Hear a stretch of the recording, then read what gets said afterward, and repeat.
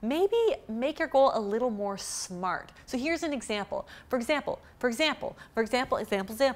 Hey guys, I'm Abby. Welcome to Abby's Kitchen. 2016 was a pretty good year.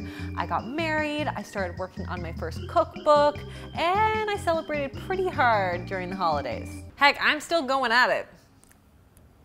But even dietitians can overdo it on the baby quiche and cocktails. So if you're counting on sticking to your tried and true New Year's resolutions in order to get back on track, you may want to rethink your approach. As a dietitian, I have seen them all. As a human being, I've probably tried them all.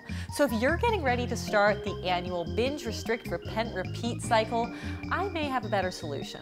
Introducing our BFF, Debbie. This is apparently her year to shine. This is my year.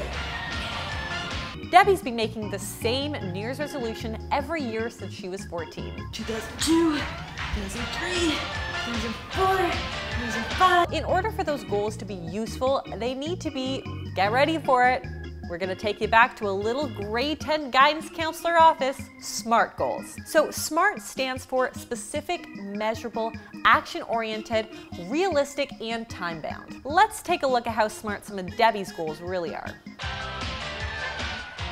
This is my year to get a wicked six-pack. Oh gosh, Debbie, abs do not just appear overnight, nor do they pop up after doing a few sets of crunches. In order to get your abs, it's not just about muscle, it's about getting rid of the fat on top of that muscle through some pretty extreme dieting, exercise, and in all honesty, just having the right genes for it. In other words, getting a six-pack may just not be very realistic, especially without the checks and balances in place to help you get there. So if fitness is your goal and you actually want to get lean, make your goal smarter. Just a quick little example here. Maybe you're gonna swap your daily Frappuccino for a nice Americano. And you're gonna up your weights at the gym by 10% within 2 weeks. Or maybe you're gonna add an extra day at the gym within the next 8 weeks. That is a lot more specific, that is a lot more measurable, and that might actually get you some results. This year is all about eating clean and ridding our body of those toxins. What does clean even mean?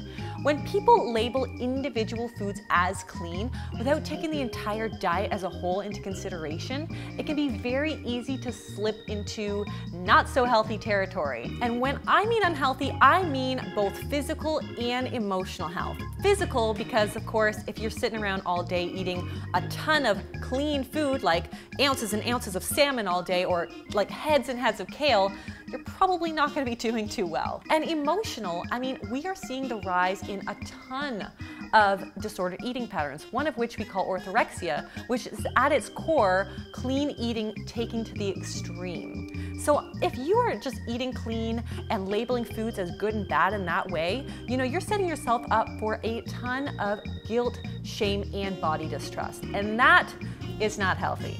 Having said that, if healthy eating is your goal, then make that goal a little bit more smart. For example, instead of just rushing out the door in the morning and grabbing a coffee and a donut at the local Tim Hortons, do some planning ahead. Make some little mason jars with some yogurt and some berries and granola and just pop them in the fridge so that they're ready for breakfast in the morning. Now that is something you can sink your teeth into. This year I don't care what I have to do. I am going to lose some weight.